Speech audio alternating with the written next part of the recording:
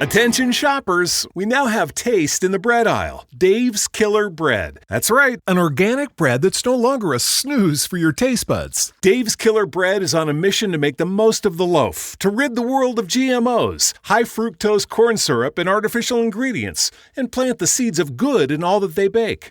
Killer taste, killer texture, and always organic. Dave's Killer Bread. Bread amplified. Every day, my company gets scam phishing emails trying to get money or sensitive info. I wanted to protect my employees and my clients, so I checked out CISA's Secure Our World. They've got simple ways we can protect our businesses from online threats. First, teach employees to recognize and report phishing. Next, require strong passwords plus multi-factor authentication. And finally, turn on automatic updates for your business software. To learn more, go to CISA at cisa.gov/Secure Our World. From Hollywood, it's time now for... Johnny Dollar speaking, Lieutenant Garcia's office. Johnny, you're the one I was trying to reach. This is Carla Monte. Oh, I was going to phone you later. What's happening? Have they found Eddie yet? Not yet, but the police picked up one of his friends, Mario Santorres. Oh, Mario, I know him. Well, he's been to the apartment lots of times. Was he in on the robbery? Yes, he just made a statement admitting it. And what did he say about my brother? He says Eddie is the one who planned the whole thing. He must be lying. No, Garcia and I are pretty sure he's telling the truth. I'm sorry, Carla. I'm coming down to headquarters, Johnny. There's no use. There's nothing you can do here. At least I can be there when they bring him in or whatever happens. It won't help. You're better off at home. Now, No, Johnny. please. I raised him. Some of the fault must be mine. I can't desert him. I'm going to be there if he needs me. Okay, Carla.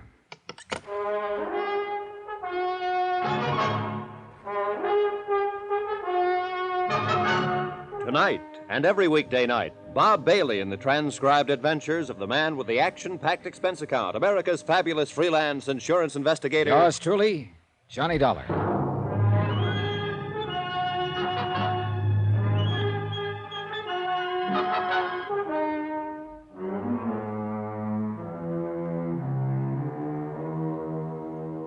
From Special Investigator Johnny Dollar, location Los Angeles, California, to the Home Office Moto Guarantee Insurance Company, Hartford, Connecticut. Assignment, the Silver Blue Matter. Expense account, final page. $100,000 worth of fur coats, silver blue mink, stolen in a warehouse robbery and still missing. A night watchman slugged during the robbery by one of the teenage gang, still lying in a coma, unable to speak. And Red Weller, a man who tried to speak, lay in the county morgue, stabbed to death in a dark alley. But now one of the gang had been arrested, a 17-year-old named Mario Santorres, and he'd finally talked. Sitting in Garcia's office, I read Mario's statement through for the second time. Well, what do you think, Johnny? I think the kid was telling the truth. Eddie Monte scraped up enough money to buy that second-hand panel truck and then talked the other kids into knocking over the warehouse. That ties in with what Eddie's sister said, that he'd kept the truck a secret, hadn't told her about it. And also the fact that Eddie seems to be a born leader type. They even mentioned it in one of his former records of arrest. Yeah, I think we can buy it that Eddie Monte is the leader of the gang. Yeah. All right, they picked their night. They cased the place from Red Weller's lunchroom across the street. And as soon as the prowl car passed, they made their move.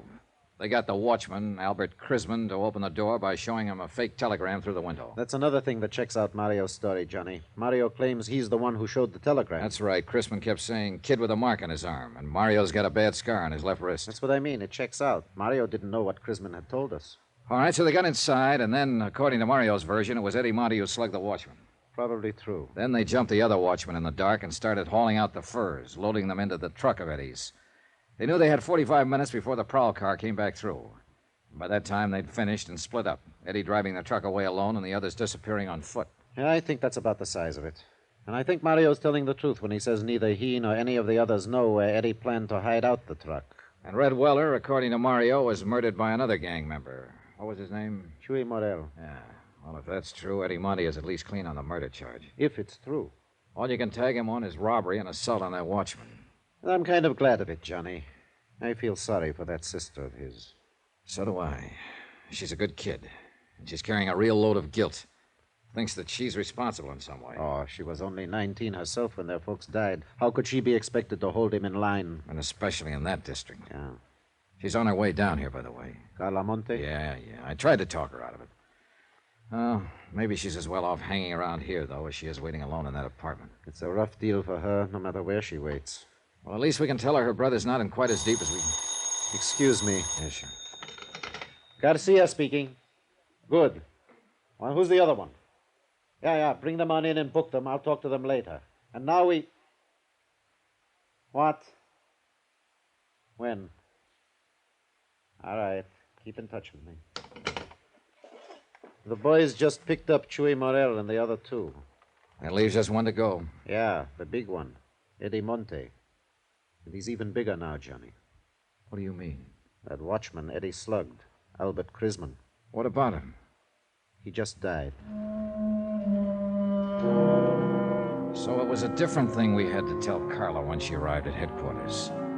Not that her brother would probably get off on a lesser charge, but instead that an APB was out that every officer in town had been warned. Be on the lookout for Eddie Monte, age 19, armed and dangerous, wanted for murder.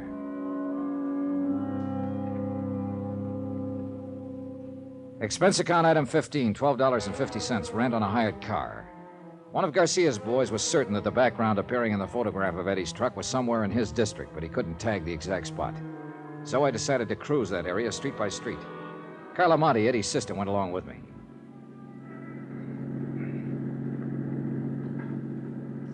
There's an alley off to the right, Johnny. It might be worth a look. Yeah, it runs back toward a lumberyard there. That could be a lumberyard in the background of that photograph. Well, we'll give it a try. This isn't it, Johnny.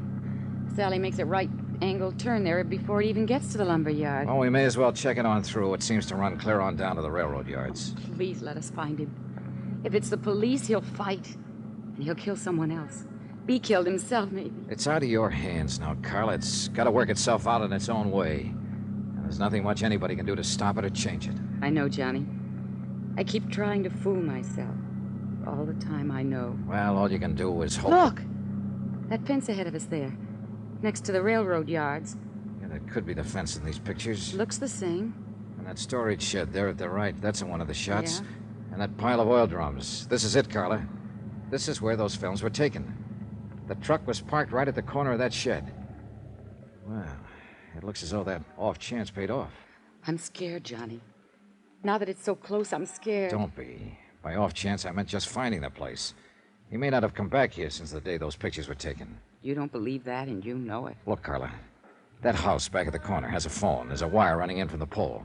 Go back there and use it to call Lieutenant Garcia. Give him the location and tell him to hit the radio and have this whole area blocked off. Got it? Yes. Tell him to cover the railroad yard, too. Sew up this whole section tight. And tell him to make it fast. Johnny. Yeah.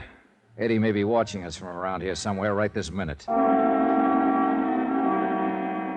I waited until she'd gone. Then I got out of the car and walked toward the shed and the sagging wooden fence that bordered the railroad yards. It was nearly dark now. The high floodlights had been turned on above the crisscross network of gleaming steel tracks. Shadows play tricks at such a time of evening, and I got sudden movements now and then from the corner of my eyes, but, well, yet nothing really moved. And the only sound was the sound of my own footsteps.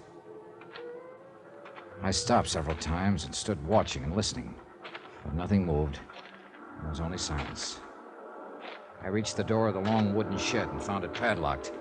But looking in through a broken window, I could see the lock didn't matter. The shed was empty and long abandoned. Between it and the fence was a drive leading toward the rear. And behind the shed, in a loading area, I found Eddie's truck. And in the back of it was $100,000 worth of furs. All right, Dollar.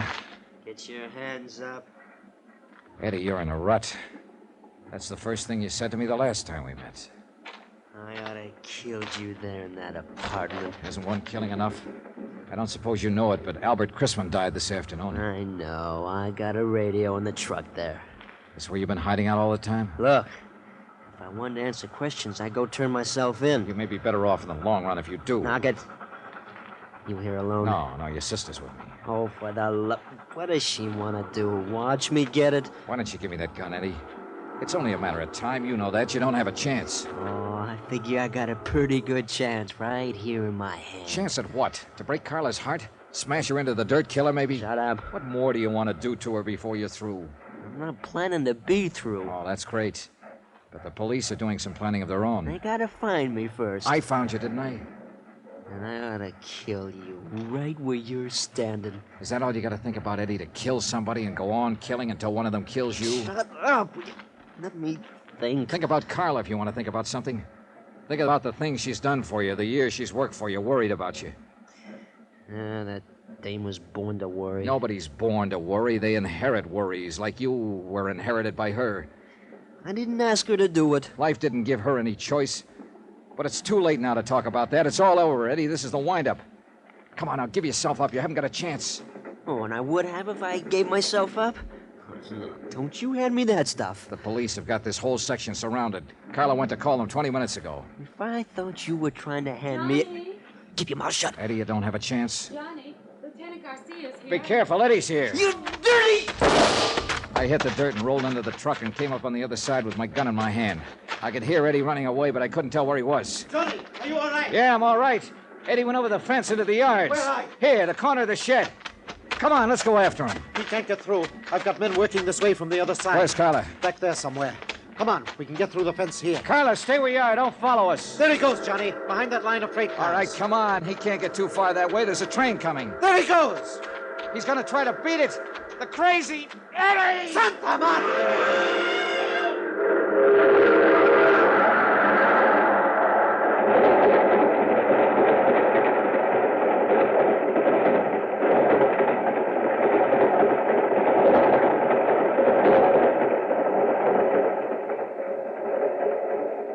I don't know, Johnny.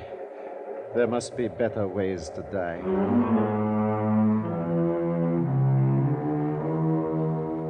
Expense account item 16, $300.60. Hotel and miscellaneous in Los Angeles and transportation back to Hartford.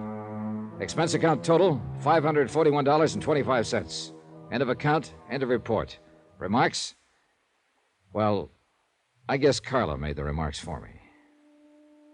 I don't know, Johnny. Those 80 fur coats, they'll go back into stock now.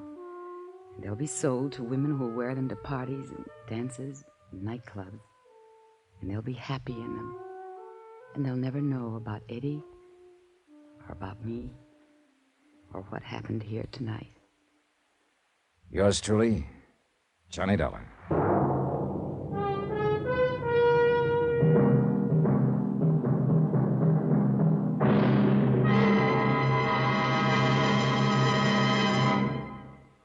Now, here's our star to tell you about next week's intriguing story. Next week, The Matter of the Medium, Well Done.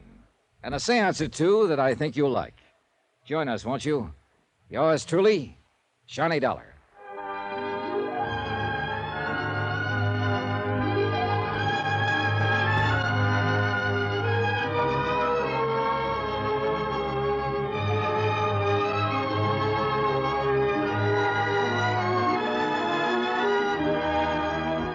Yours truly, Johnny Dollar, starring Bob Bailey, is transcribed in Hollywood. Written by Les Crutchfield, it is produced and directed by Jack Johnstone. Heard in this week's cast were Lucille Meredith, Edgar Barrier, Victor Perrin, Jack Crucian, Tommy Cook, and Richard Crenna. Musical supervision by Amerigo Marino. Be sure to join us on Monday night, same time and station, for another exciting story of Yours truly, Johnny Dollar. Roy Rowan speaking.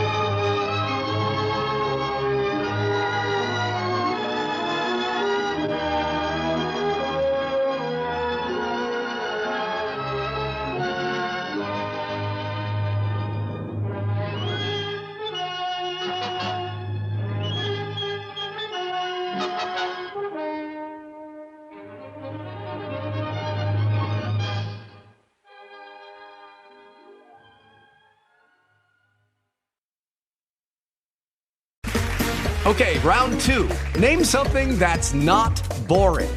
A laundry? Ooh, a book club. Computer solitaire, huh? Ah, sorry, we were looking for Chumba Casino. That's right, ChumbaCasino.com has over 100 casino-style games. Join today and play for free for your chance to redeem some serious prizes.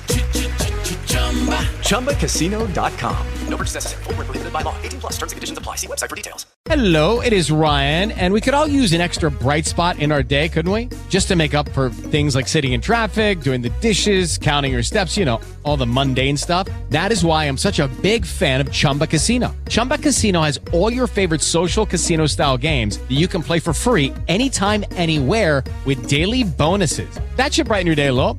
Actually, a lot. So sign up now at ChumbaCasino.com. That's ChumbaCasino.com. No purchase necessary. VGW Group. Void where prohibited by law. See terms and conditions. 18 plus.